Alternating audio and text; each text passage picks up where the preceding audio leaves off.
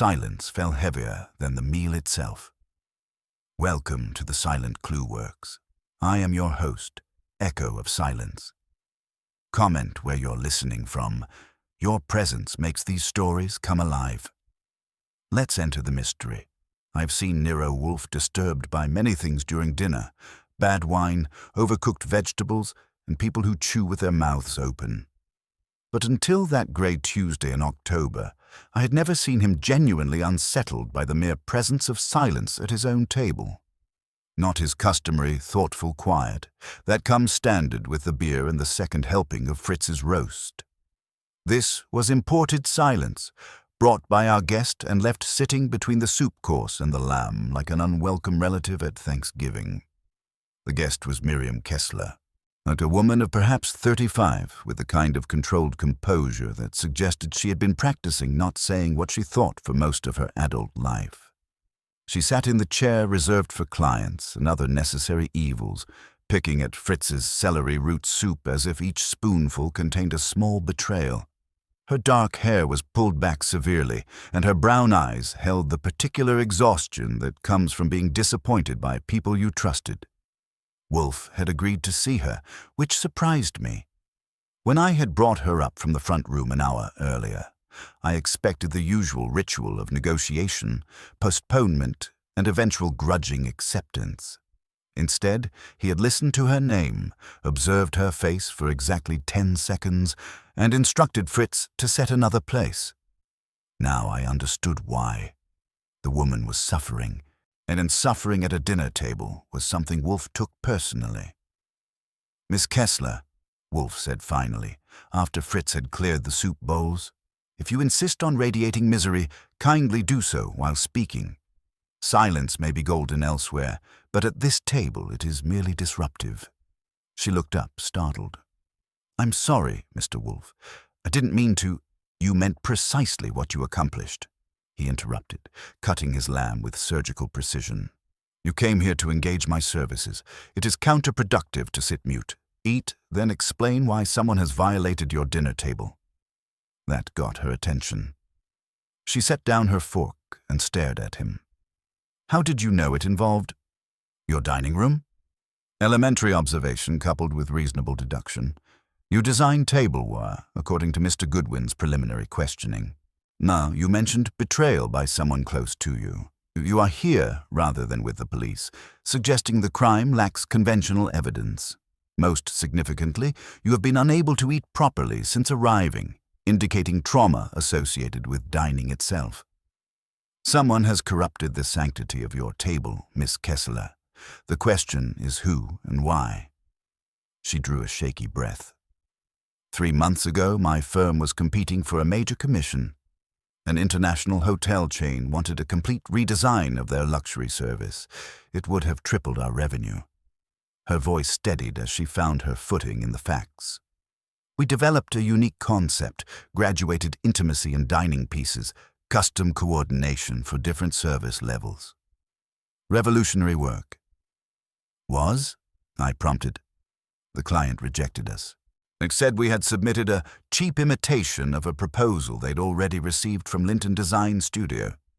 Color rose in her cheeks.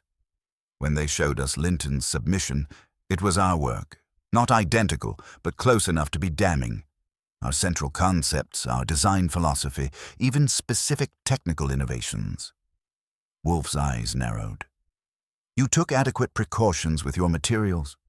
"Yes. Locked files, limited server access, dated prototypes." She hesitated. "The only place the complete concept existed in one location was in my dining room at home. We do our creative work there. My father always said the best design arguments happen over dinner. The sketches, notes, mock-ups, that everything was laid out on that table during our development sessions." "And who attended these sessions?"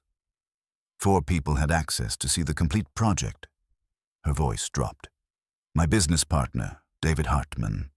My brother Paul, who handles our technical specifications. My fiancé, Marcus Webb, he's our financial advisor. And Elena Vasquez, our studio manager." She paused, then added quietly, "People I trust."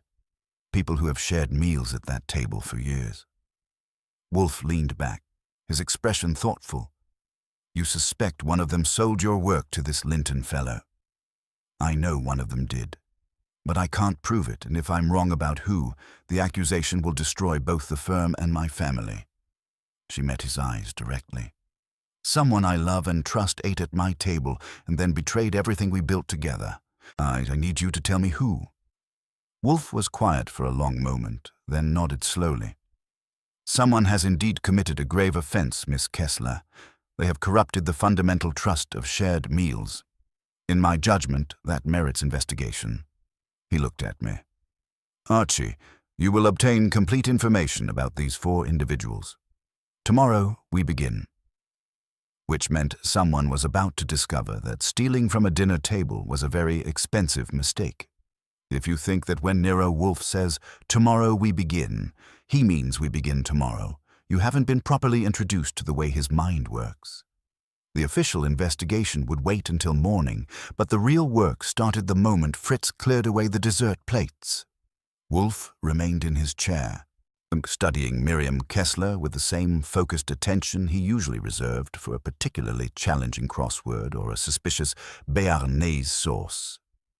She sat across from him, her coffee growing cold, clearly expecting to be dismissed now that she had delivered her story and her retainer check. Miss Kessler, Wolfe said, settling back with the satisfied air of a man who had just committed himself to something interesting. Before you leave us to our evening, we must establish certain particulars that will save time tomorrow. Archie, your notebook. I retrieved the small brown leather book from my desk drawer and resumed my position against the wall, pen ready. Miriam straightened in her chair, recognizing that the casual portion of the evening had ended. The business structure of your firm, Wolfe began without preamble. So precise ownership percentages, if you please. 51% belongs to me, she said, her voice steadying as she moved into familiar territory. David Hartman owns 35%, and my brother Paul holds 14%. Marcus isn't technically an owner yet, but we have an informal agreement that he'll buy in after our next major contract. She paused, then added, Elena has profit-sharing arrangements but no equity stake. I noted it all down, including the slight hesitation before she mentioned her fiancé's future ownership. Interesting that Marcus Webb would be buying in rather than receiving shares as a wedding gift. Your father, Wolfe continued, you mentioned his influence on your work methods. Was he involved in establishing the firm? He died 5 years ago, some before we incorporated. Her fingers tightened around her coffee cup. But he was a furniture designer his whole career, restaurants, hotels, private dining rooms. He always said you could learn everything you needed to know about a person by watching them at a dinner table. How they treat the service, whether they share food if they clean their plates. She managed a small smile. He would have liked your approach to meals, Mr. Wolfe. Wolfe acknowledged this with a slight nod. The hotel chain project. You mentioned documentation. I assume you brought samples. She reached for the manila envelope she had placed beside her chair. Complete concept sketches, material specifications, and photographs of our prototype pieces. But I thought you should see how distinctive our work really is. How impossible it would be for someone to independently develop the same ideas. Wolfe regarded the envelope with the distaste he reserved for all evidence that implied immediate work. Leave it with Mr. Goodwin. He will examine it thoroughly. He turned his attention back to her. Now, these 4 individuals who had access to your complete concept, I require more than names and relationships. She drew a breath, clearly having prepared for this moment. David Hartman is 41. We met in graduate school at Pratt Institute. He handles all our client presentations and business development. He's brilliant at selling ideas, and he has the kind of confidence that makes people want to write checks. Her voice carried a note of admiration mixed with something else. But he takes rejection personally. When the hotel chain chose Linton over us, he was furious. Not just disappointed, genuinely angry, as if they had insulted his mother. A man of strong emotions, Wolfe observed. David feels everything intensely. It makes him a great designer and a difficult partner sometimes. Your brother. Paul is 32, 7 years younger than me. He's a mechanical engineer. He translates our creative concepts into actual specifications that manufacturers can work with. Materials, tolerances, production methods. She smiled fondly. He's methodical and cautious, everything I'm not. He hates conflict and usually leaves the room when David and I argue about design directions. Yet he attended these dinner table sessions. He had to. His technical input was essential. And when David insisted we all be present for major decisions, Paul would sit there looking miserable while we fought over aesthetics, then quietly solve whatever engineering problems we'd created. Wolfe's eyes narrowed slightly.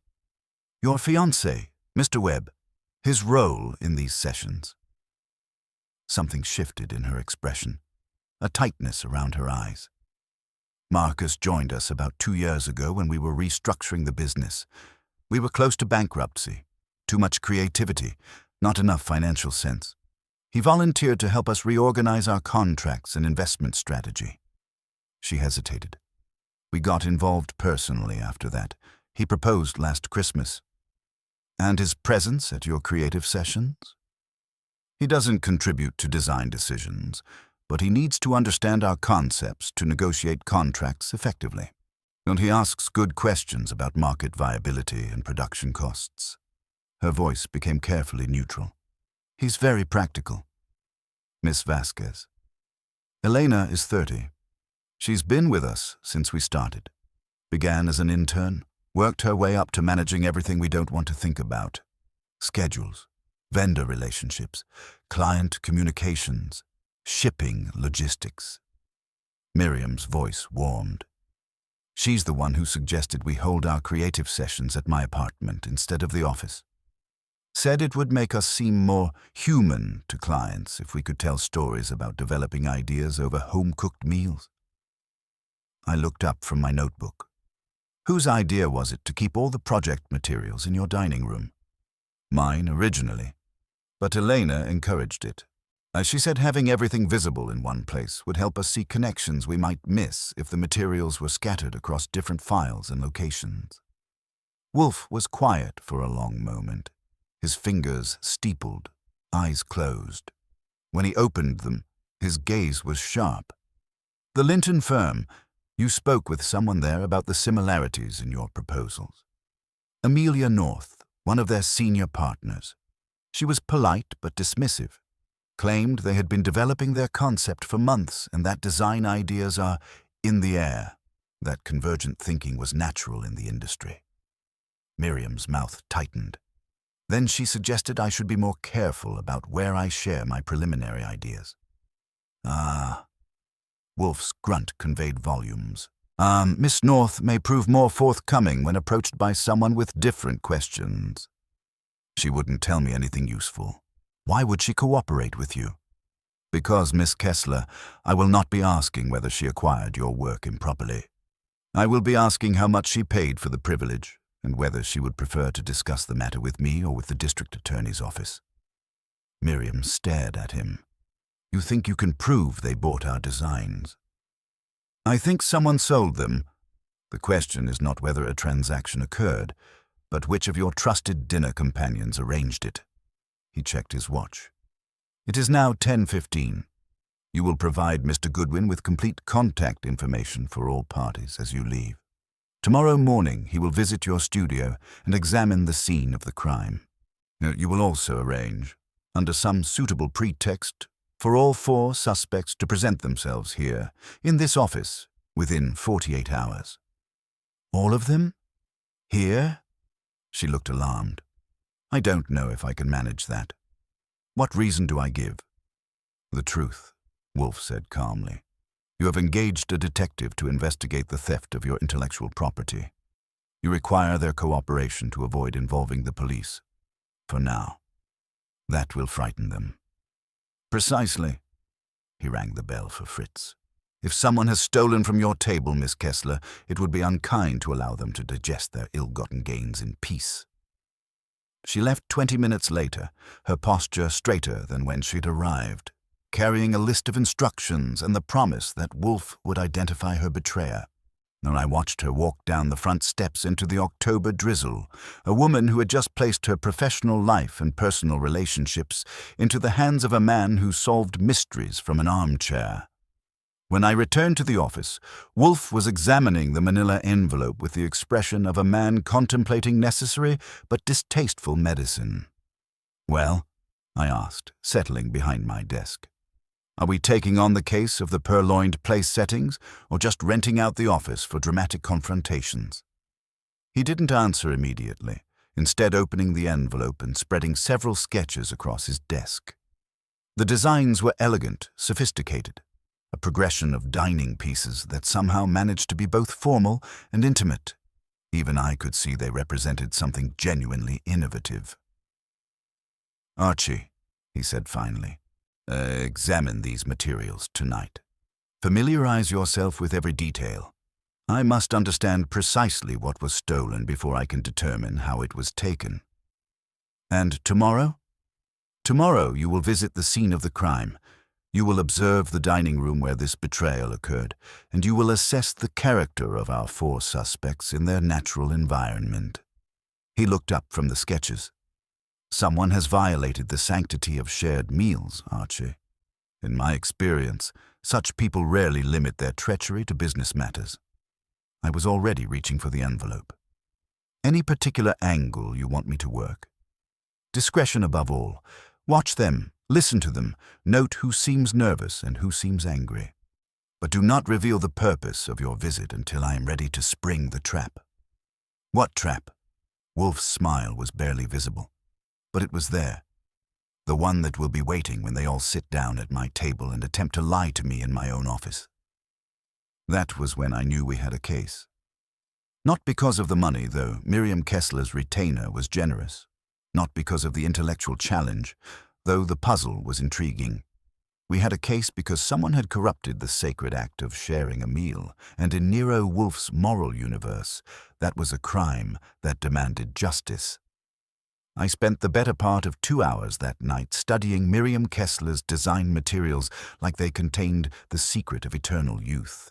The concept was brilliant, a progression of dining pieces that moved from formal public presentation to intimate private ritual. Each piece in the collection was designed to work with the others, creating different spatial relationships as a meal evolved. It was the kind of sophisticated thinking that separated real designers from people who just made things look pretty. More importantly, it was distinctive enough that copying it would require either extraordinary coincidence or direct access to the original concepts. By the time I closed the folder, I was convinced that someone at those dinner table sessions had photographed, memorized, or stolen every detail that mattered. The next morning, after the usual negotiation with Fritz about whether 2 eggs or 3 constituted a proper breakfast for a working detective, and I headed downtown to the Kessler-Hartman studio. The address led me to a converted warehouse in Chelsea, the kind of building where artists and designers gathered to create things that cost more than most people's cars. The studio occupied the entire 4th floor, and stepping off the elevator was like entering a museum of controlled chaos. Long work tables stretched across an open floor plan, covered with sketches, material samples, and half-finished prototypes. Tall windows flooded the space with northern light, and the walls displayed finished pieces like trophies of creative victory.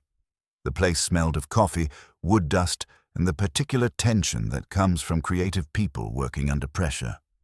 A woman intercepted me before I made it 10 feet past the glass doors. She was compact, efficient-looking, with dark hair pulled back in a no-nonsense ponytail and eyes that catalogued everything they saw. She wore jeans and a black work shirt and carried a tablet like it was a weapon. "You must be Mr. Goodwin," she said, extending her hand. "Elena Vasquez. Miriam told us you'd be coming by this morning." Her handshake was firm and brief, the greeting of someone who had learned to size people up quickly. "I manage the day-to-day operations here," she continued. "Schedules, budgets, vendor relationships, all the things that keep creative people from starving while they pursue their art." "And how's that working out for you?" I asked. "Better some days than others." Her smile was professional but didn't reach her eyes. Though I have to say, the last few days have been particularly challenging. Nothing quite like corporate espionage to disrupt the creative process. She led me through the studio, pointing out work areas and explaining the flow from initial concept to final specification. It was impressive in its organized disorder, the kind of controlled chaos that either produces genius or bankruptcy, depending on market conditions and the quality of management. "That's David's office," Elena said, nodding toward a glass-walled room in the corner where a man in an expensive shirt was pacing while talking animatedly on the phone. "He's probably explaining to another potential client why we're the best thing since the invention of the fork. He's very good at that." David Hartman looked every inch the successful creative director, early 40s, perfectly groomed, and wearing the kind of casual elegance that required serious money to achieve. Even through the glass, I could see the intensity Miriam had mentioned, the way his entire body engaged with whatever argument he was making. "He's been like that since the Linton news broke," Elena continued. "Angry doesn't begin to cover it. David takes professional setbacks personally, and this one cut deep." "And the others?" "Paul is over there," she said, pointing to a quieter corner where a younger man hunched over a drafting table, completely absorbed in technical drawings. "He won't notice you're here unless you stand directly in his line of sight and possibly set something on fire. When he's working, the building could collapse, and he'd just ask someone to turn down the noise." Paul Kessler had the same dark coloring as his sister, but none of her commanding presence. He looked comfortable in his isolation, content to let the world happen around him while he focused on the precise mathematics of making beautiful things actually work. "Marcus isn't here yet," Elena added, anticipating my next question. "He usually arrives around 11 on Wednesdays. He has other clients besides us, though sometimes I think Miriam forgets that." There was something in her tone when she mentioned Marcus Webb. Not quite disapproval, but a careful neutrality that suggested complicated feelings. David finished his phone call and emerged from his office, moving with the confident stride of a man accustomed to commanding rooms. Up close, he was even more polished. Perfect teeth, expensive cologne, and the kind of smile that had probably closed 1,000 deals. "So you're the famous Archie Goodwin," he said, offering his hand. "David Hartman. I handle what we euphemistically call business development around here, which mostly means convincing people to pay us large sums of money for things they didn't know they needed." His handshake was firm and his smile was bright, but his eyes were calculating, already trying to assess whether I represented opportunity or threat. "I understand you're here to help us identify our Judas," he continued, his tone remaining conversational despite the harsh words. "Though I have to say, hiring Nero Wolfe seems like bringing a cannon to a knife fight. Impressive, but possibly overkill." "Mr. Wolfe doesn't believe in overkill," I said. "Just in getting answers." "Well, I'm all for answers. This whole situation is a nightmare." His polished facade cracked slightly, revealing genuine anger underneath. "Someone we trusted, someone who sat at our table and shared our ideas, sold us out for 30 pieces of silver. It's not just business betrayal, it's personal." "Any theories about who?" His smile turned sharp. "Oh, I have theories, but I'm sure you'll want to form your own opinions." He glanced around the studio. "Everyone who had access is here today, which is either very convenient or very suspicious, depending on your perspective." Before I could press him further, he excused himself to take another call, leaving me with Elena. She watched him go with an expression I couldn't quite read. "David's not wrong about it being personal," she said quietly. "We're not just colleagues here. We're family. Or we were, anyway. Now every conversation feels like a performance. Every email could be evidence. We're all watching each other, waiting for someone to slip up. That must make for a pleasant work environment.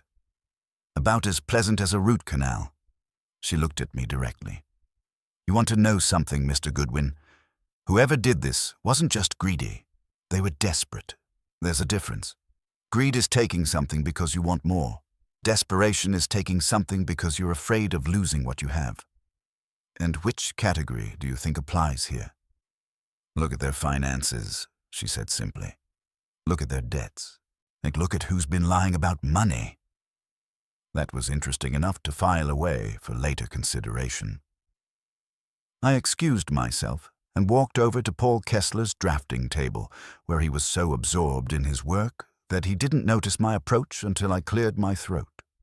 He looked up, startled, blinking behind wire-rimmed glasses like a man emerging from deep water. "Oh, you must be Mr. Goodwin. Miriam said you'd be stopping by." He wiped his hands nervously on his trousers. "I suppose you want to ask about the designs. Among other things, you handle the technical specifications, the engineering that makes the pretty concepts actually work." "That's right." His voice carried a note of pride mixed with defensiveness. "The aesthetic concepts are important, but without proper technical execution, they're just expensive art projects. I translate vision into reality." "And those technical specs were part of what Linton stole?" His face darkened. "Yes. That's what makes this so personal. The glaze formulas alone took me months to perfect. The manufacturing tolerances, the material specifications. That's not just creative work, that's engineering. To see it in someone else's proposal..." He trailed off, staring at his hands. "David mentioned you've had some financial concerns." Paul's head snapped up, his mild expression hardening. "David talks too much. Everyone has financial concerns in this economy. That doesn't mean I'd sell out my own sister. But you did have access to all the materials. We all did. At Miriam's apartment, everything was just spread out on the dining room table. Anyone could have taken photographs, copied files to a thumb drive. It wasn't exactly a secure facility." "True, but not everyone would know what was valuable enough to steal." He didn't have an answer for that, just looked back at his drawings with the kind of misery that seemed genuine. I left him to his calculations and went looking for the fiancée. Marcus Webb arrived precisely at 11, which told me something about his relationship with punctuality and possibly with Miriam. He was everything I'd expected from Elena's description: polished, confident, wearing a suit that fit too well to be off the rack. He moved through the studio like he owned it, which maybe he partly did. "Mr. Goodwin," he said, shaking my hand with a grip that was firm but brief. "Miriam told me you were investigating this unfortunate situation. I have to say that I think hiring a private detective is a misallocation of resources we can't afford right now. But it's her decision. You don't think the theft is worth investigating?" "I think the money is gone," he said with brutal pragmatism. "Linton has the contract. Our concepts are compromised. Finding out who leaked the information won't bring back the revenue or restore our competitive advantage. We should be focusing on damage control and new business development, not playing detective games." "Unless the leak is still active," I pointed out. "Hard to get new business if your secrets keep walking out the door." He paused, and for a second the polished veneer slipped, revealing something sharper underneath. "That is a valid concern. Very well. What do you need from me?" "Just your presence. Mr. Wolfe wants to see everyone at the Brownstone tomorrow evening, 6 o'clock. "Tomorrow? That's extremely short notice. I have other commitments." "Mr. Wolfe dislikes extended engagements. He finds they give people too much time to coordinate their stories." Marcus's jaw tightened almost imperceptibly. "Fine. I'll be there. But tell Wolfe not to waste our time with theatrical nonsense.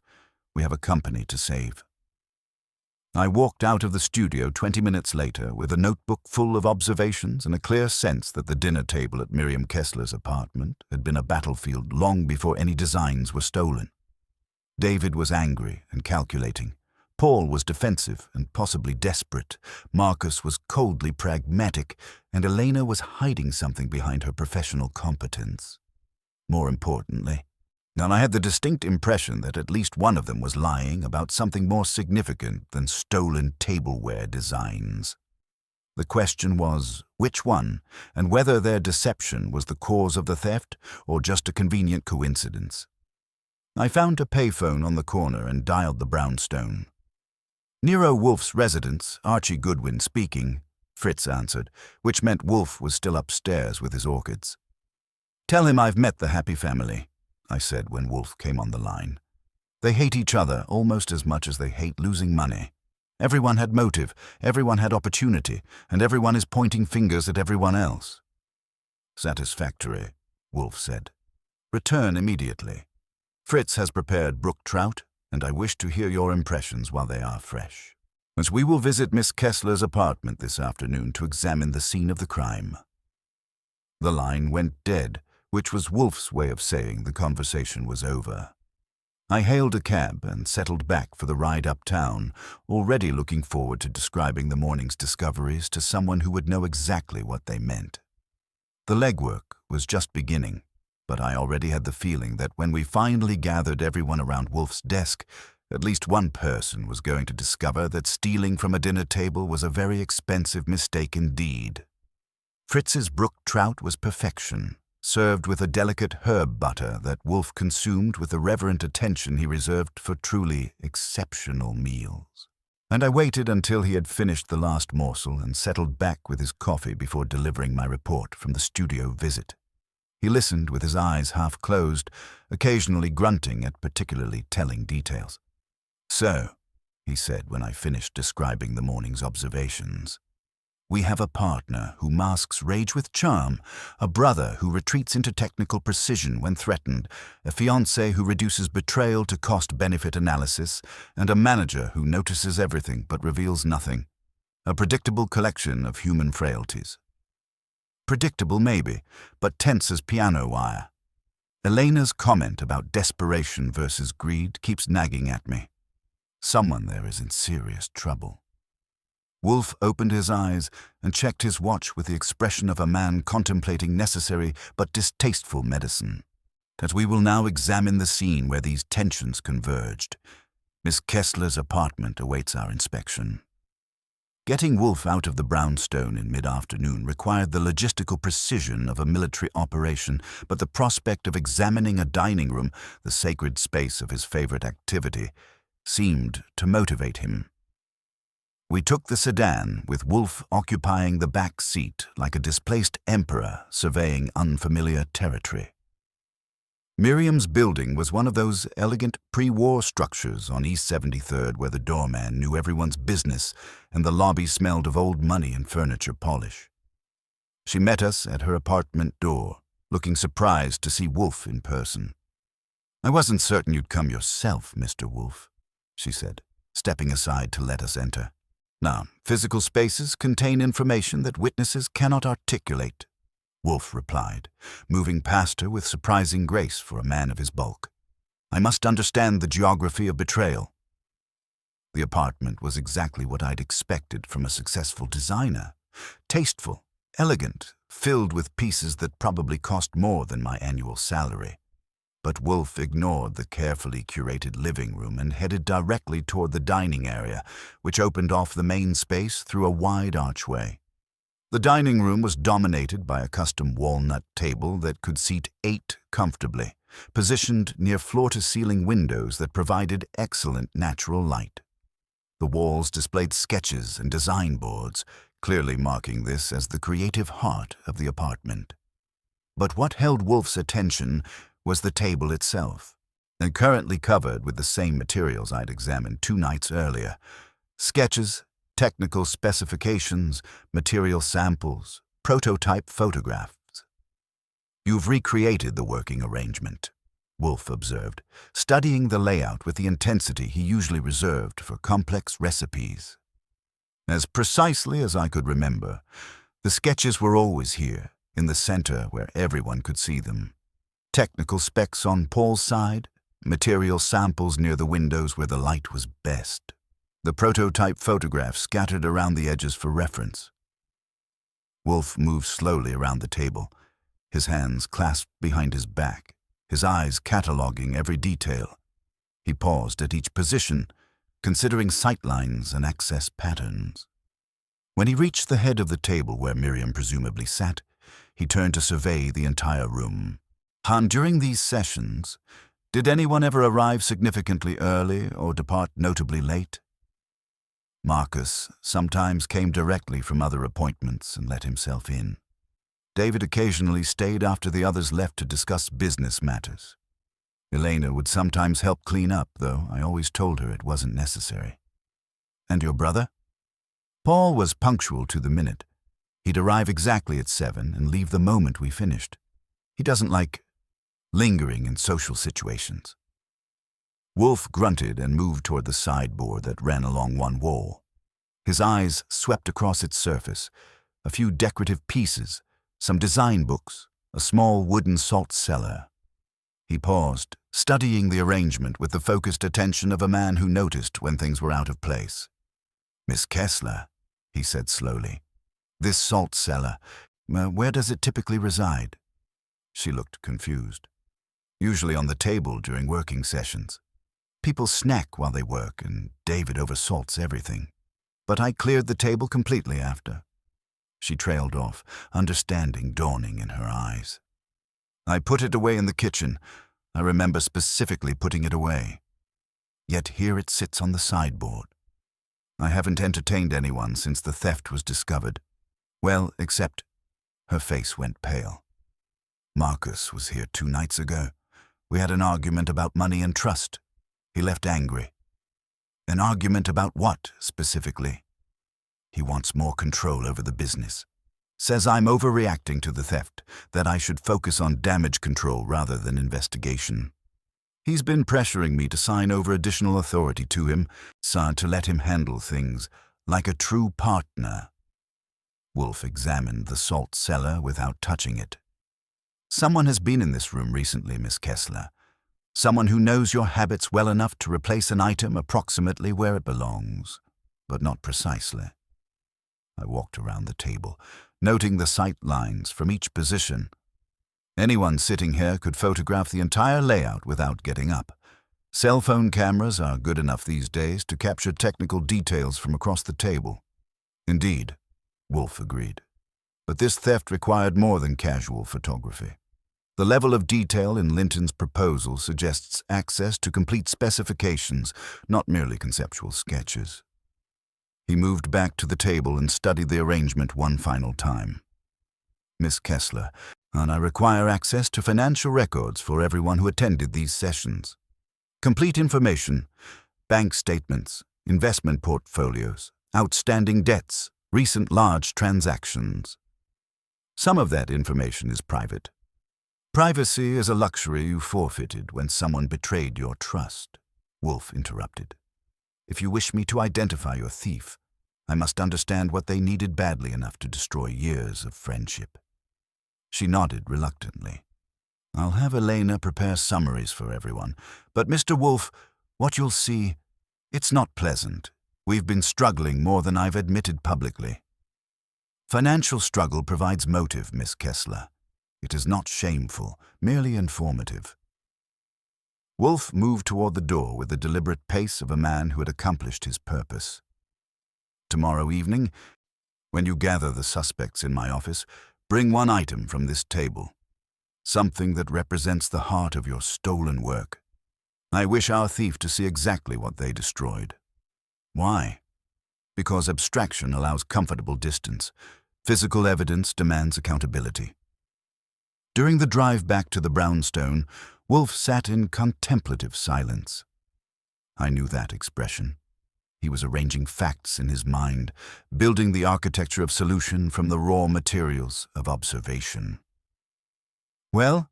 I asked as we pulled up to the familiar brownstone steps. "Did the scene tell you anything useful?" "Several things," Wolfe replied, climbing out with visible relief. The theft required both opportunity and technical knowledge. The thief was comfortable enough in that space to work without apparent nervousness. And Miss Kessler has been deceiving herself about the stability of her relationships. "Anything else?" "Someone returned to that apartment recently. Not to steal, but to test whether previous intrusions had been noticed. That suggests ongoing surveillance of my client's activities. He paused on the front steps. Have Saul Panzer here at 8 o'clock. Someone is prowling in Miss Kessler's life, and I require better eyes than yours alone to track them. Which, from Nero Wolfe, was practically a declaration of war. Tomorrow's gathering was going to be more than a simple interrogation. It was going to be a trap, baited with evidence and sprung with the precision that made Wolfe's reputation. Someone had violated the sanctity of a dinner table, and in his moral universe, that was a crime demanding justice served at the proper temperature. Well, Saul Panzer arrived at 8 o'clock precisely, which meant he had been standing on the front steps since 7:58, waiting for the proper moment to ring the bell. He was the kind of man you could pass on the street twice in one day and never remember seeing once. Medium height, forgettable features, wearing clothes that suggested neither poverty nor prosperity. It was exactly this quality of invisibility that made him worth every penny of his considerable fee. "Saul," Wolfe said without preamble as I showed him to the red leather chair, "we require your particular talents for surveillance and observation." Saul settled into the chair with the economy of movement that marked all his actions. "What's the job?" I gave him the essential details. Stolen designs, 4 suspects with access, financial pressures, and a dining room that had become the scene of betrayal. Saul listened without interrupting, his narrow face revealing nothing, but I could see him cataloging details with the precision of a filing system. "Miss Kessler's apartment building," Wolfe continued when I finished. "East 73rd Street. Someone has been inside recently without her knowledge, and I suspect they will return. I require complete surveillance beginning immediately. Who visits, when they arrive, how long they stay, and particularly any contact between our 4 suspects and the Linton Design Studio. You expecting someone to panic?" "I'm expecting someone to make contact with their beneficiaries," Wolfe replied. Thieves rarely sever ties with their buyers immediately after a transaction. There are usually ongoing negotiations, reassurances, and/or additional arrangements to be made. Saul nodded and pocketed the photographs and addresses I handed him. "Anything else?" "Tomorrow evening at 6, all 4 suspects will gather here for questioning. Note their behavior before arrival, who they meet, what calls they make, whether anyone attempts to coordinate stories or alibis." After Saul left, I turned my attention to the financial summaries Elena had messengered over earlier. The documents painted a picture of desperation that was almost artistic in its completeness. I spread the papers across my desk and began translating numbers into human motivation. "The money tells the whole story," I reported to Wolfe, who had returned to his book but was clearly listening. "David Hartman is living like a successful designer on the income of a struggling one. 2 mortgages, us alimony payments that would choke a horse, and credit card debt approaching 6 figures. He needs cash immediately, or his entire lifestyle collapses." Wolfe grunted his acknowledgement. "The brother?" "Paul is drowning more quietly. Student loans from graduate school, medical bills from surgery 2 years ago, and he's been borrowing against his equity stake in the firm. He's making minimum payments on everything and falling further behind each month." "Mr. Webb?" "The most interesting case," I said, studying the complex web of accounts and transactions. "On the surface, he's a successful financial advisor with multiple revenue streams. Dig deeper, and you find a man who's been gambling with leveraged positions in volatile tech stocks. He's had massive losses in the last quarter and is using borrowed money to cover margin calls. There's one more bad week in the market and he's finished. And Miss Vasquez? Clean as a whistle. Financially speaking, lives modestly, saves aggressively, and has been making regular payments to a private care facility in Vermont. Expensive, but manageable on her salary. She's the only one who isn't technically drowning, just carrying a heavy load." Wolfe closed his book and leaned back in his chair. 3 men facing financial ruin and 1 woman bearing significant obligations. Any of them might view the sale of design concepts as salvation rather than betrayal. The phone rang at 9:30, and Saul's voice came through with a professional calm that meant he had useful information. "Webb visited the Linton Design Studio this afternoon," he reported without preamble. "Stayed 45 minutes, left looking angry, and made 3 phone calls from his car afterward. Couldn't hear the conversations, but his body language suggested arguments." "Did he meet with anyone specific?" "Amelia North, the senior partner. They were visible through the conference room windows. Lots of gesturing, some raised voices toward the end." I relayed this to Wolfe, who received the information with the satisfaction of a man having his suspicions confirmed. "Continue surveillance," Wolfe instructed when I passed along his response. "Mr. Webb's behavior suggests ongoing negotiations rather than a completed transaction." "There's more," Saul continued. "Elena Vasquez has been making regular cash deposits to a separate account, always under 10,000 to avoid reporting requirements. Started about 4 months ago, a total accumulation around 35,000. That was interesting enough to warrant immediate attention. Saul, can you determine the source of those deposits?" "Working on it. The timing suggests they're connected to your case, but I need more time to establish the pattern." After Saul signed off, I found myself staring at the financial documents with new understanding. $35,000 in unreported cash was exactly the kind of money someone might pay for stolen intellectual property, and exactly the kind of sum that would solve Elena's care facility obligations without requiring her to touch her legitimate savings. "Elena's been collecting money from somewhere," I told Wolfe. "Cash deposits, carefully structured to avoid attention. Either she's running a very discreet side business, or she's been paid for services that don't appear on any official invoice." Wolfe was quiet for a long moment, his fingers steepled, eyes closed in concentration. When he opened them, his expression was thoughtful. "Tomorrow's gathering will require careful orchestration," he said finally. "I wish to observe their interactions before individual questioning begins. Fear and guilt create their own dynamics when confined in a small space." "You're planning to let them incriminate each other?" "I'm planning to create an environment where truth becomes more comfortable than continued deception." He reached for the beer Fritz had left on his desk. "Someone in that room betrayed a sacred trust, Archie. They corrupted the fundamental act of sharing meals and ideas. Tomorrow evening, they will explain themselves." The next morning brought the kind of grey November weather that made indoor confrontations seem inevitable. I spent the early hours preparing the office, arranging chairs in a precise semicircle that would allow Wolfe to observe every face while maintaining his position of authority behind the desk. At 2:00, Miriam arrived carrying a manila envelope and looking like a woman approaching her own sentencing. She placed a prototype dinner plate from the stolen collection on Wolfe's desk. Elegant, sophisticated, the kind of design that represented years of creative development and technical refinement.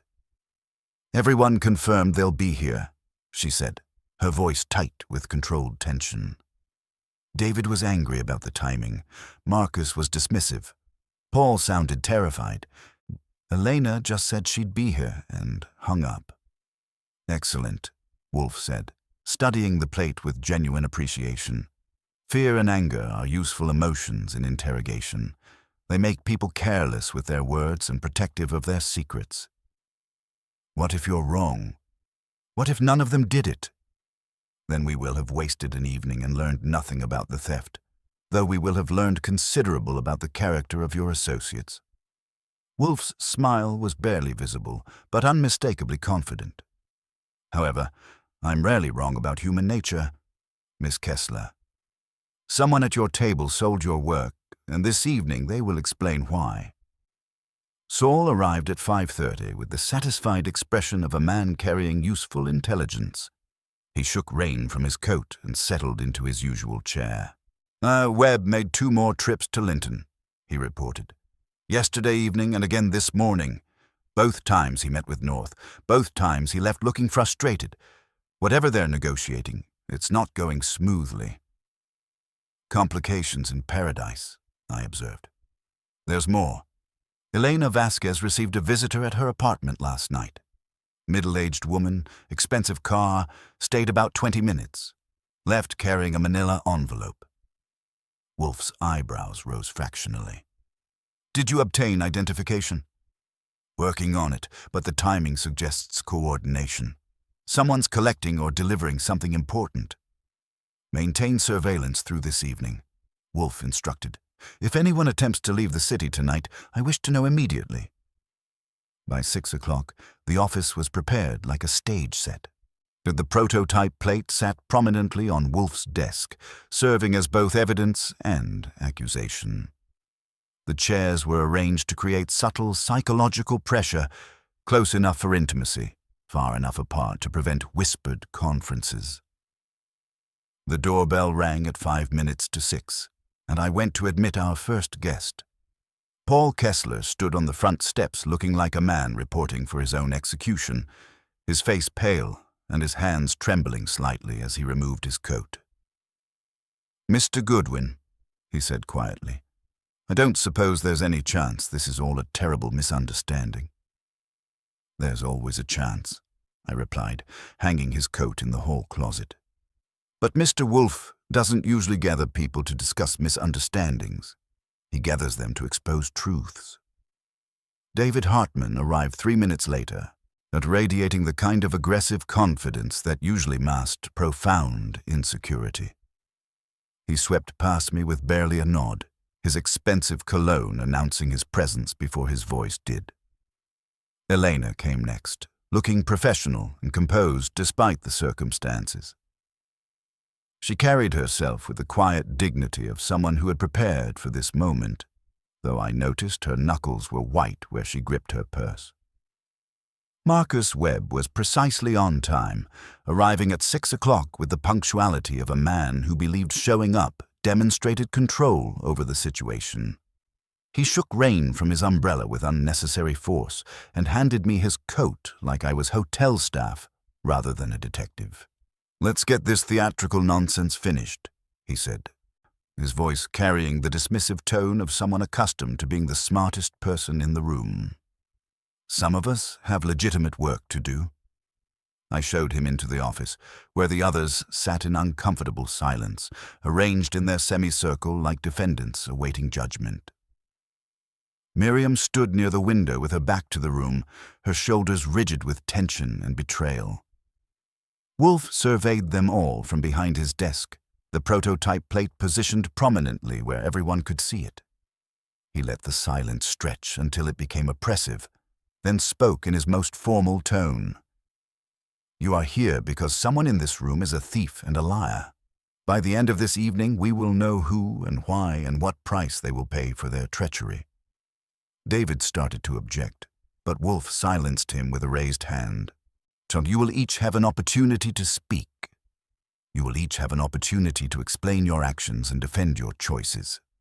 But first, you will sit quietly and listen while I explain exactly what was stolen, how it was taken, and why the thief made several fatal mistakes." He lifted the prototype plate, turning it slowly in his hands so the light caught its elegant curves. "This represents more than intellectual property," he continued, his voice carrying the weight of absolute certainty. "It represents trust betrayed, friendship corrupted, and the particular variety of desperation that transforms reasonable people into criminals. Someone in this room sold this for money. Someone in this room violated the sacred act of sharing meals and ideas. Tonight, we discover who, and we discover why." The silence that followed was complete, broken only by the sound of rain against the windows and the quiet breathing of 5 people who had just realized they were trapped in a room with a man who knew far more than they had hoped and far more than they could afford to have revealed. The trap was set, the bait was visible, and the prey had arrived willingly. Now came the delicate work of determining which of them would be the first to break under the weight of their own guilt. Wolfe let the silence stretch until it became a living thing in the room, pressing against the assembled suspects like an unwelcome dinner guest. He surveyed them with the detached interest of a chef examining ingredients. determining which would prove most useful for his purposes. "We shall proceed systematically," he announced, settling back in his chair with the satisfaction of a man about to conduct a familiar ritual. Each of you had access to the stolen materials. Each of you possessed knowledge of their value. Each of you faces financial pressures that might transform loyalty into commodity. We shall determine which of these factors prove decisive. He turned his gaze to David Hartman, who sat rigidly in his chair, his polished facade beginning to show cracks under the pressure. "Mr. Hartman, your financial situation is precarious. 2 mortgages, substantial alimony payments, credit obligations approaching 6 figures. A man in such circumstances might view intellectual property as a liquid asset rather than a creative legacy." David's face flushed with indignation. "My personal finances have nothing to do with this theft. That work represents years of my creative vision. Why would I sabotage my own future for short-term gain?" "Because," Wolfe replied calmly, "desperation rarely calculates long-term consequences. However, you possess the temperament of an artist, not a merchant. You take professional rejection personally, as evidenced by your reaction to losing the Aurelian contract. Selling to a competitor would require a transactional coldness that contradicts your emotional nature."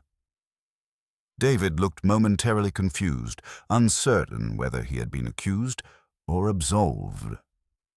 Wolfe's attention shifted to Paul Kessler, who had been staring at his hands with the misery of a man watching his world collapse. "Mr. Kessler, your debts are substantial, though less dramatic than your partner's. Medical bills, student loans, are borrowing against your equity stake in the firm. More significantly, you possess the technical knowledge essential to reproducing the stolen work. Without your engineering specifications, the glaze formulas, the manufacturing tolerances, Linton's proposal would have been merely attractive sketches." Paul swallowed hard, his voice barely audible. "I didn't steal anything. I just make the designs work. I don't have the initiative for something like this." "Precisely," Wolfe agreed. "You endure your sister's dominance and Mr. Hartman's theatrical outbursts because you value the structure they provide. You lack both the ambition and the ruthlessness required for independent treachery." His eyes moved to Elena Vasquez, who met his gaze with steady composure despite the circumstances. Miss Vasquez presents a more complex puzzle. A modest salary, yet making substantial cash deposits structured to avoid federal reporting requirements. $35,000 over 4 months suggests either criminal activity or desperate personal circumstances. Elena's hands tightened on her purse, but her voice remained steady. "Those deposits are from legitimate sources, Mr. Wolfe. I've been selling personal items, jewelry, artwork, things I inherited, to cover expenses you wouldn't understand. Enlighten me." She hesitated, then spoke quietly. "My mother has advanced Alzheimer's disease. She's in a private care facility in Vermont that provides specialized treatment. The costs exceed my salary, so I've been supplementing through any means available. I won't apologize for taking care of my family." The raw honesty in her voice created a moment of uncomfortable silence. Even Wolfe paused, though his expression remained neutral. "A worthy objective," he said finally. "However, it does not eliminate you as a suspect. $35,000 would cover several months of care expenses. It would also represent reasonable compensation for stolen intellectual property." "I didn't steal anything," Elena said firmly. "I manage every aspect of this company's operations. If I wanted to destroy us, I could have done it through simple neglect. I stay because I believe in what we're building." Wolfe nodded slowly, then turned his full attention to Marcus Webb, who had been sitting with the rigid posture of a man determined to project control over an increasingly chaotic situation. "Mr. Webb, you present the most intriguing case. You are not technically a partner in the firm, so yet you attended creative sessions and had access to complete specifications.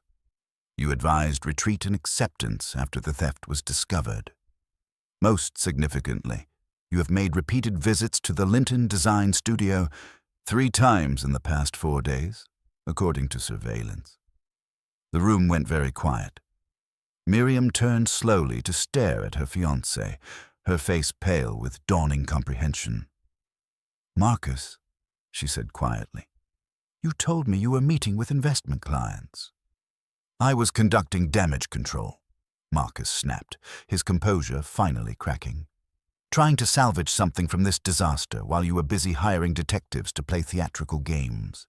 Someone needed to take practical action. Without consulting me? Without my authorization? You were too emotional to think clearly. And I was exploring settlement possibilities, licensing arrangements, anything that might recover some value from this situation." Wolfe leaned forward slightly. "And these explorations, they had nothing to do with your catastrophic losses in leveraged stock positions, your margin calls, your desperate need for immediate liquidity." Marcus went pale, his carefully constructed facade crumbling visibly. Those are temporary market fluctuations.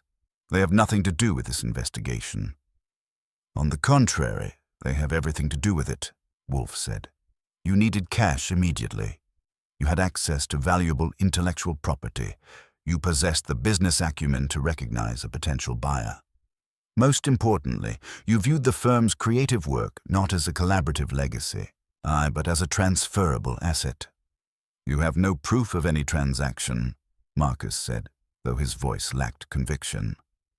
"Proof," Wolfe said, "is often a matter of perspective and timing." He gestured to me. "Archie, the salt cellar." I retrieved the small wooden salt cellar from my desk, the same one we had observed in Miriam's dining room, which I had quietly borrowed during our visit with Wolfe's silent approval. "This object," Wolfe continued, "resided on Miss Kessler's dining table throughout your working sessions. It was present during every discussion, every review, every creative decision. And it was present when someone photographed the complete specifications." He paused, studying Marcus's increasingly pale face. "You returned to Miss Kessler's apartment 2 nights ago, ostensibly to discuss your relationship. Yet you spent considerable time in the dining room. Why? To retrieve something you had forgotten?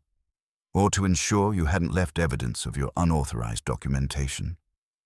"I was looking for my phone," Marcus said weakly. "I thought I might have left it there." "The same phone you used to photograph the specifications," Wolfe said. "The same phone you used to contact Ms. North at Linton. But there was a complication in your transaction, wasn't there?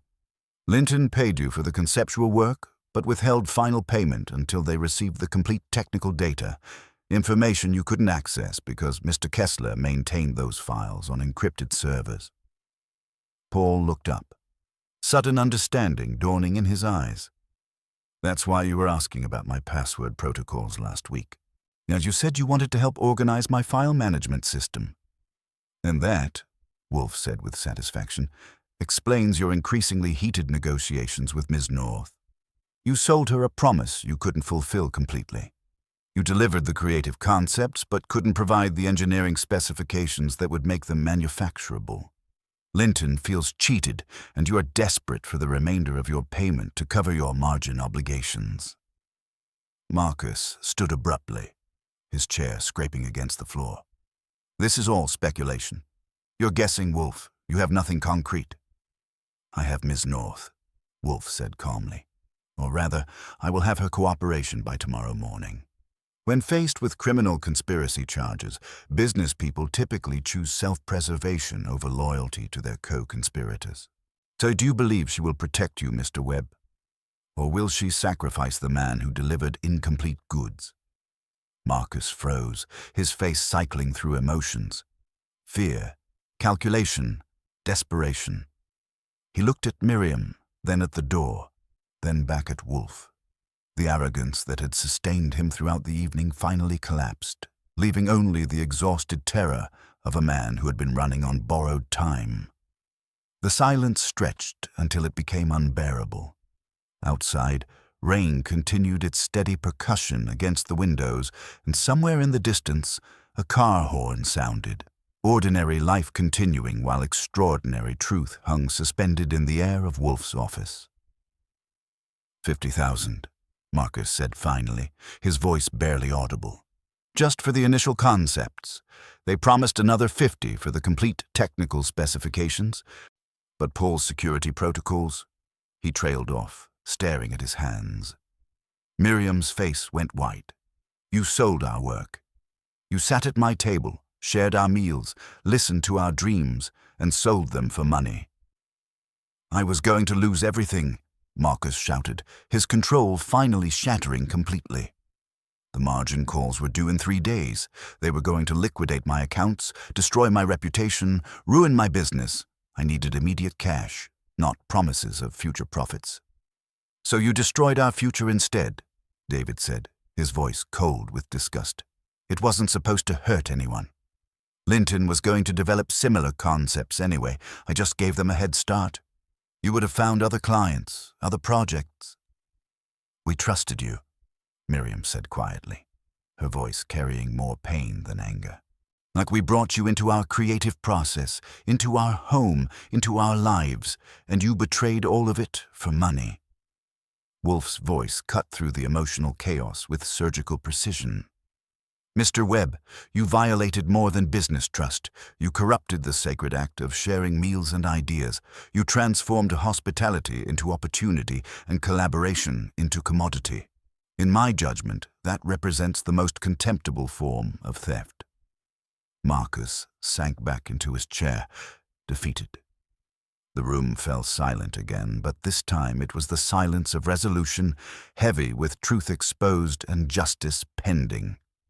I moved toward the phone to call Inspector Kramer, knowing that within the hour, Marcus Webb would discover that the cost of stealing from a dinner table was considerably higher than any margin call he had ever faced. The trap had been sprung, and the prey had confessed, and Nero Wolfe had once again proven that the sanctity of shared meals was not to be violated without consequences. The evening's work was nearly complete, but the final act of justice still awaited. In Wolfe's moral universe, confession was merely the beginning of accountability, not its conclusion. I had my hand on the phone when Wolfe's voice stopped me cold. Leave it, Archie. That surprised me. Wolfe doesn't usually hesitate when it comes to delivering criminals to Inspector Kramer, especially criminals who violate the sanctity of dinner tables. But his expression suggested the evening's revelations were far from complete. Mr. Webb's confession is illuminating but insufficient, Wolfe said, his gaze moving deliberately around the room. He has admitted to selling conceptual work for $50,000. To get the Linton proposal contained complete technical specifications, engineering details that Mr. Webb demonstrably could not access despite his attempts to compromise Mr. Kessler's security protocols. Paul looked up sharply, understanding dawning in his eyes. But if Marcus couldn't get my files, how did Linton get the complete specs? Precisely the question that demands answering, Wolfe replied. Mr. Webb delivered partial goods and received partial payment. Someone else provided the technical specifications that completed the theft. The atmosphere in the room shifted like weather changing, tension returning with renewed force. Marcus looked confused, then calculating, clearly wondering whether this development might somehow reduce his culpability. The others sat frozen, each probably wondering who among them was about to be exposed. Wolfe's attention settled on Elena Vasquez, who had been sitting very still throughout Marcus's confession. Miss Vasquez, you coordinate all technical documentation for client proposals. You understand Mr. Kessler's security protocols well enough to know when his files are vulnerable to access. Elena's carefully maintained composure finally showed cracks. What are you suggesting? I'm suggesting that $35,000 in cash deposits represents compensation for services rendered. I'm suggesting that you provided technical specifications to complete Mr. Webb's partial delivery, and that you did so for reasons that seemed justified at the time. That's impossible, Elena said, but her voice lacked conviction. Why would I destroy the company I've worked years to build? Because you believed you were saving it, Wolfe replied. Mr. Webb approached you after his initial contact with Linton, didn't he? He explained that the conceptual work was already compromised, that providing complete specifications would ensure the firm received fair compensation rather than being completely cheated. He offered you money for your mother's care and a rationalization that made theft seem like damage control. Elena's hands trembled as she gripped her purse. He said the concepts were already gone, that Linton was going to develop them anyway, that this way we'd at least get paid instead of losing everything. And you believed him because you needed to believe him, Wolfe said without judgment. You required money desperately, so he offered justification that allowed you to take it without viewing yourself as a criminal. Marcus started to object, then stopped, his expression confirming Wolfe's reconstruction. You told me the money would stabilize the firm, Elena said, turning to stare at Marcus with profound betrayal. You showed me projections, cash flow analyses. You said this was the only way to prevent bankruptcy. It was protecting everyone's interests, Marcus protested weakly. If I had gone bankrupt, you were protecting yourself, David interrupted with cold fury, and you manipulated Elena into becoming your accomplice. Wolfe surveyed the wreckage of relationships that filled his office. We now have complete understanding. Mr. Webb initiated contact with Linton and sold the conceptual work. When he could not access technical specifications, he recruited Miss Vasquez through financial incentive and false justification. Together, they delivered complete intellectual property to your competitor. The silence that followed was profound. Miriam stood perfectly still, but her face had gone pale with the full scope of the betrayal. However, Wolfe continued, before we summon Inspector Kramer, we must consider whether prison represents the most effective form of justice. Mr. Webb's confession provides considerable leverage with Miss North at Linton. Used properly, it might recover both your stolen contract and sufficient compensation to stabilize your firm. Marcus grasped at this possibility like a drowning man at driftwood. I'll cooperate completely, whatever you need me to do. Your cooperation, Wolfe said coldly, will be noted but not rewarded. So the question is whether Miss Kessler prefers moral satisfaction through prosecution or practical justice through negotiated settlement. Miriam looked at each face in the room. Her betrayers, her remaining partners, the wreckage of trust that had once sustained their collaboration. When she spoke, her voice carried the weight of absolute decision. We get our work back first, she said quietly.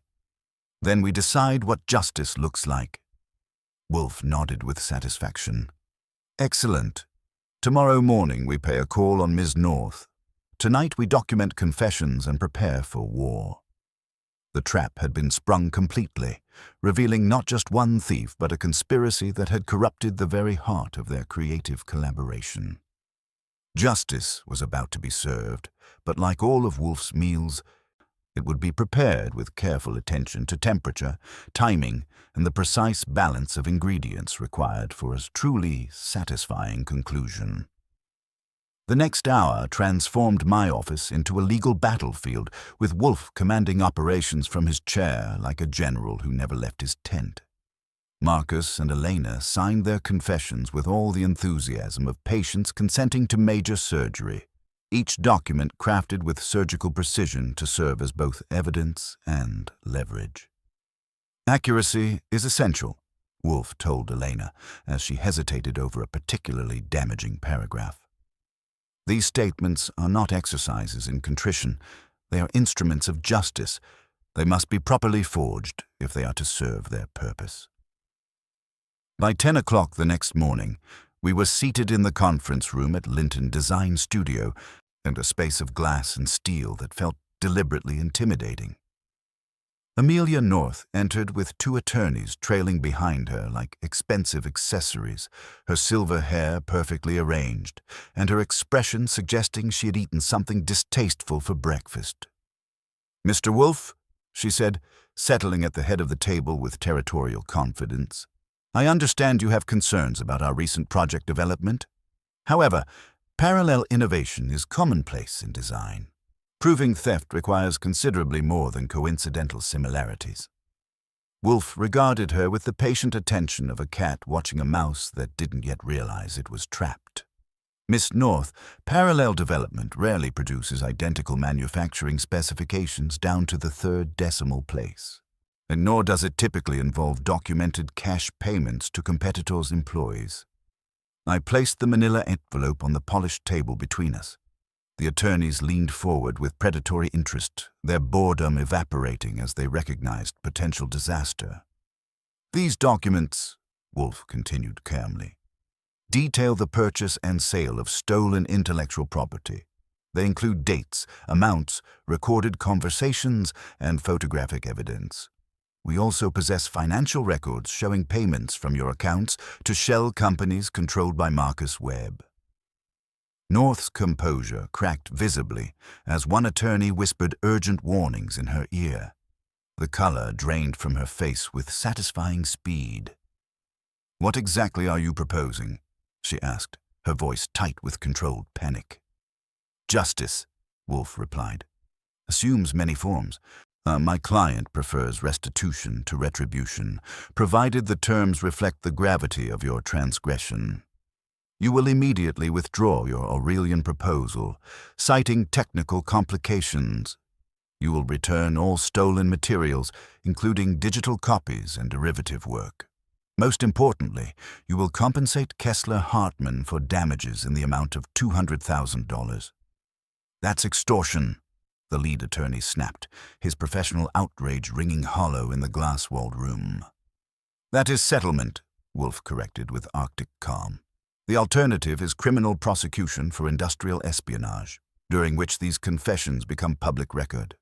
I suspect your other clients might find such revelations, illuminating regarding your acquisition methods." The silence stretched like a taut wire.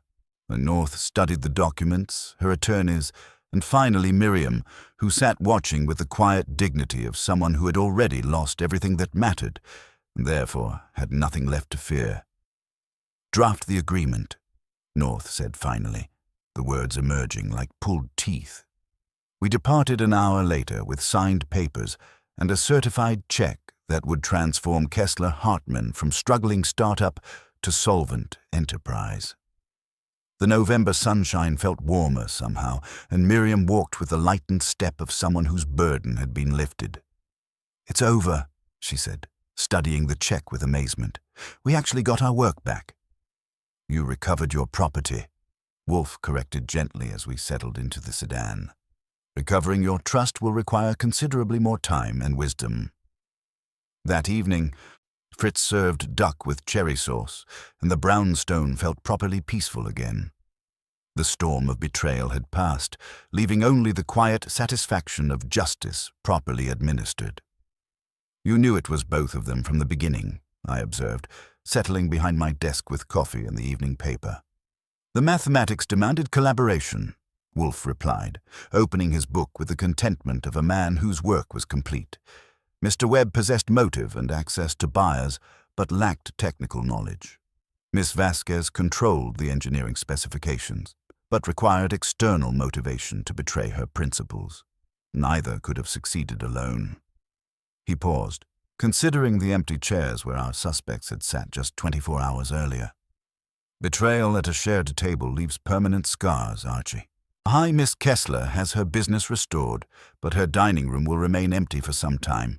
Some hungers, once awakened, consume everything they touch, including the trust that makes meals worth sharing." The case was closed, the fee earned, and the sanctity of dinner tables defended once again. But as I filed the final reports, I couldn't help thinking that somewhere in Manhattan, Miriam Kessler was eating dinner alone, surrounded by empty chairs and the expensive knowledge that some appetites destroy everything they taste. Justice, as Wolfe often observed, is best served at the proper temperature, but sometimes even perfect preparation cannot eliminate the bitter aftertaste of human frailty. Inspector Kramer arrived the next morning carrying the signed confessions like a man who had found $20 and a parking ticket in the same pocket. He settled into the red leather chair with a satisfied grunt of someone whose paperwork was finally in order, but his expression suggested the satisfaction came with complications. Your boy Webb folded faster than a bad poker hand, Kramer reported, lighting his cigar with deliberate ceremony. Soon as North's lawyers threw him to the wolves, he started singing opera. Full cooperation, complete restitution records, even offered to wear a wire if we needed more evidence.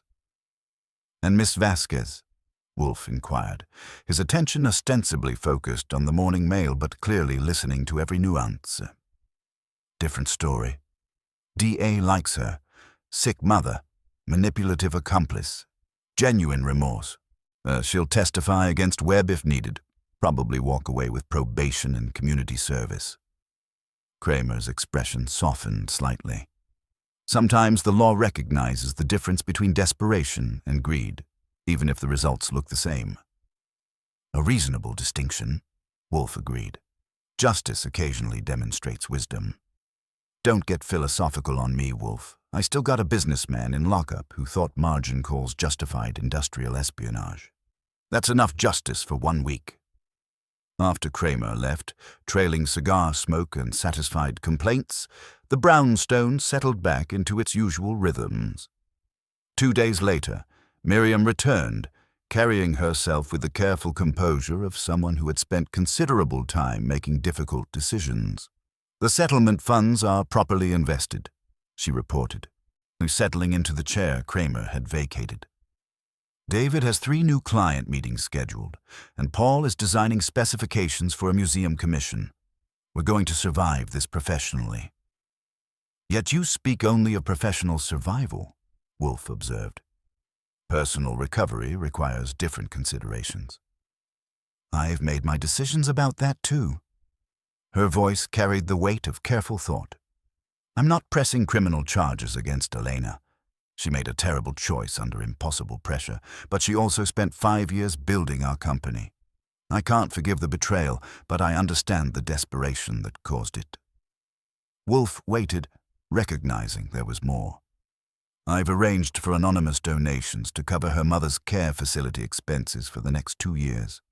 Elena doesn't know the source, and I intend to keep it that way. She met his eyes directly. Call it payment for services rendered before the betrayal, or acknowledgement that desperation creates its own moral complications.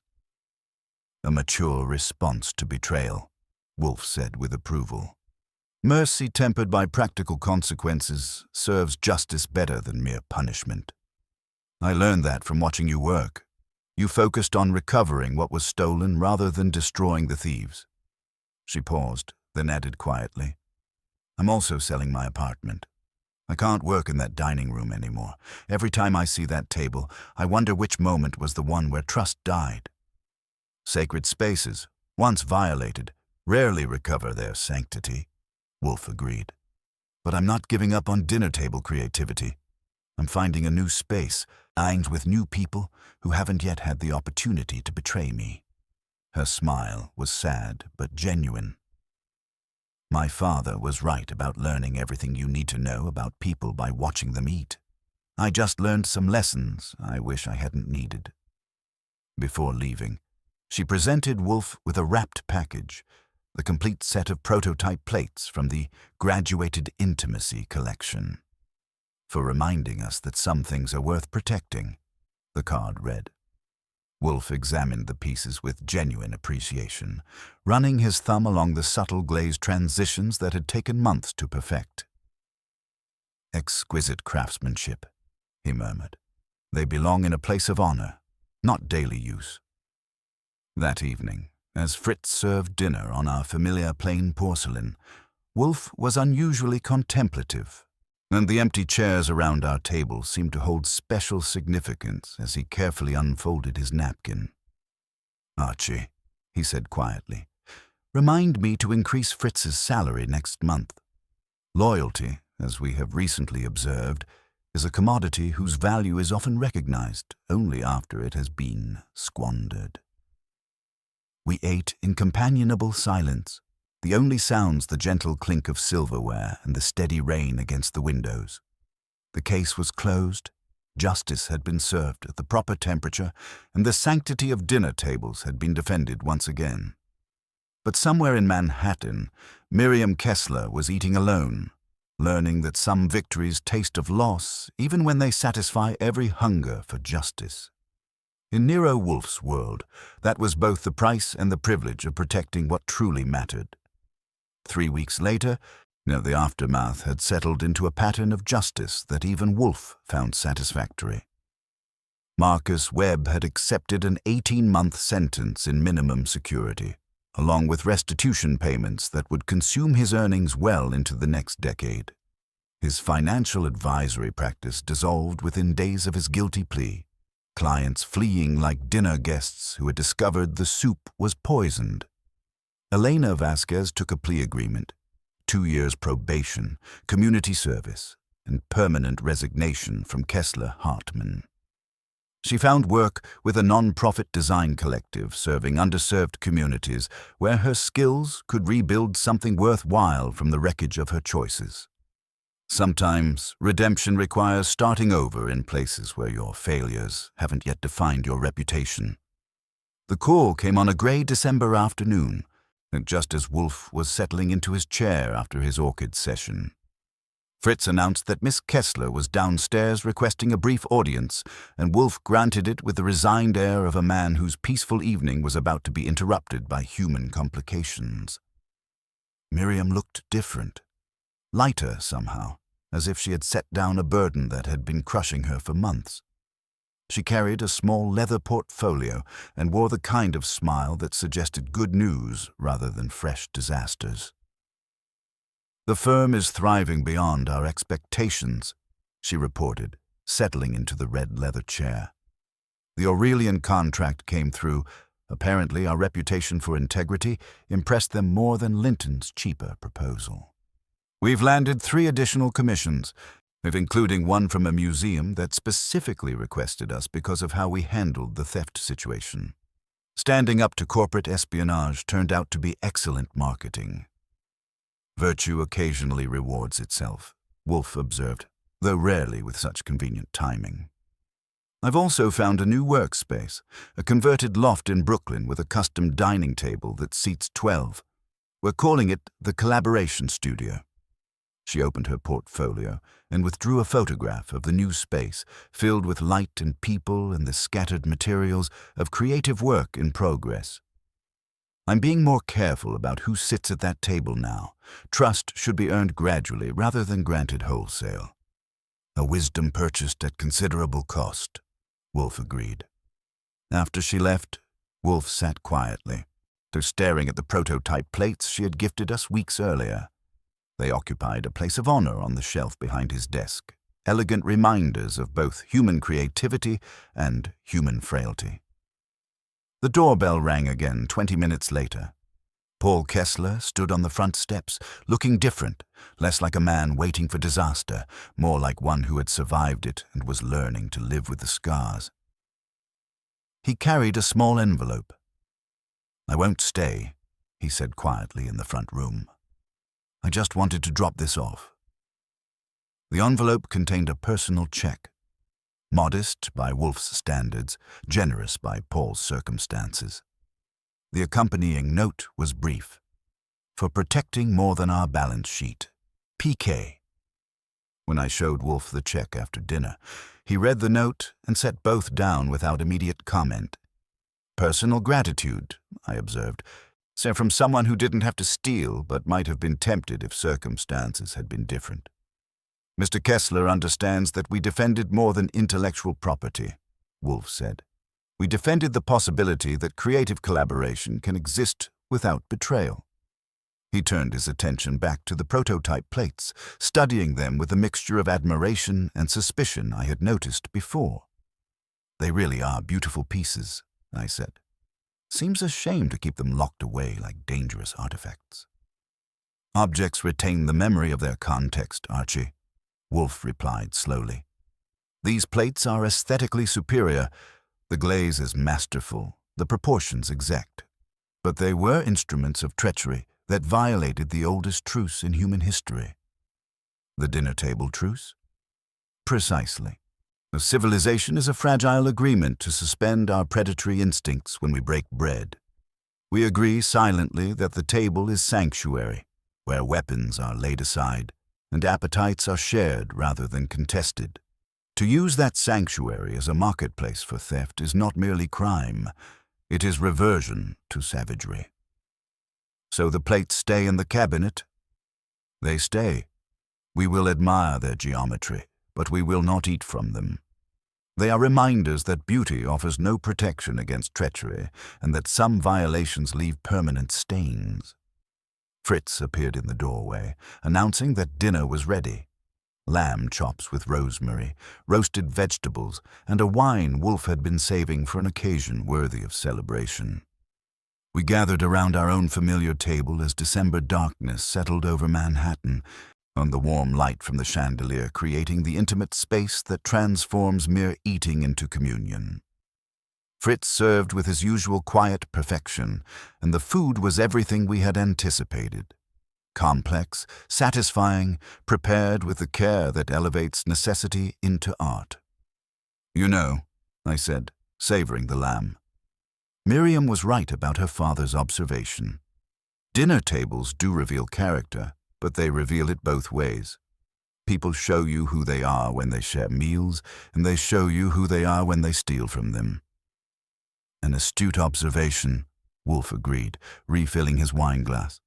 Though I would add that the most revealing moment comes not during the theft itself, but in how one responds to its discovery.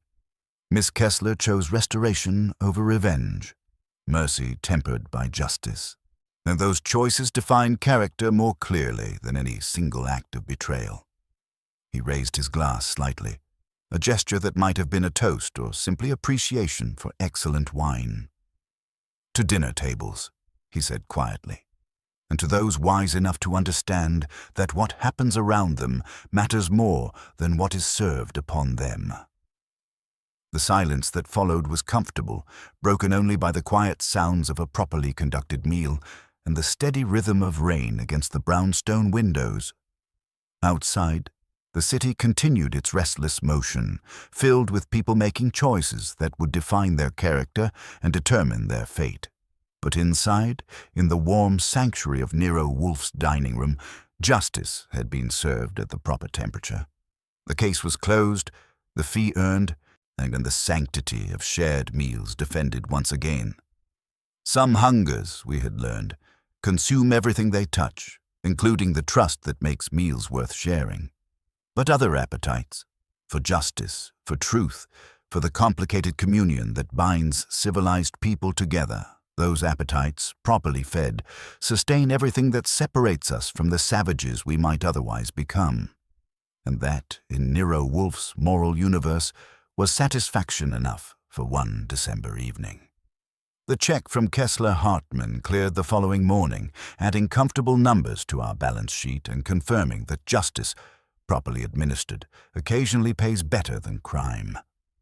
I found Wolfe in the intermediate orchid room an hour later, administering a row of phalaenopsis with the methodical attention he reserved for tasks that required both precision and patience.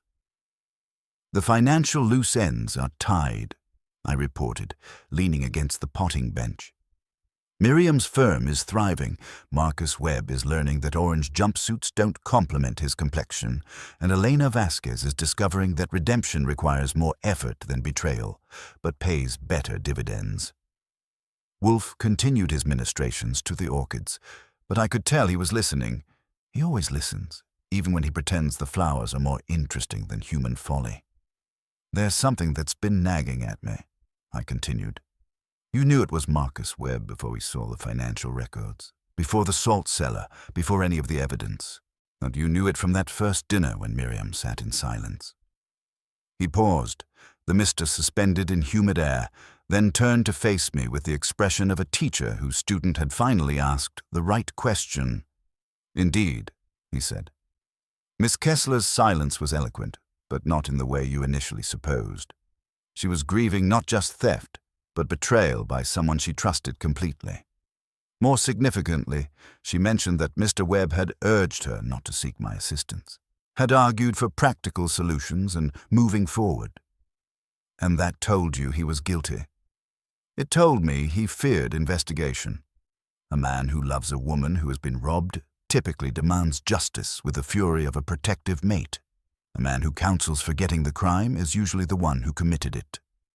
Wolfe resumed his careful misting. The silence at her dinner table was not merely grief, Archie.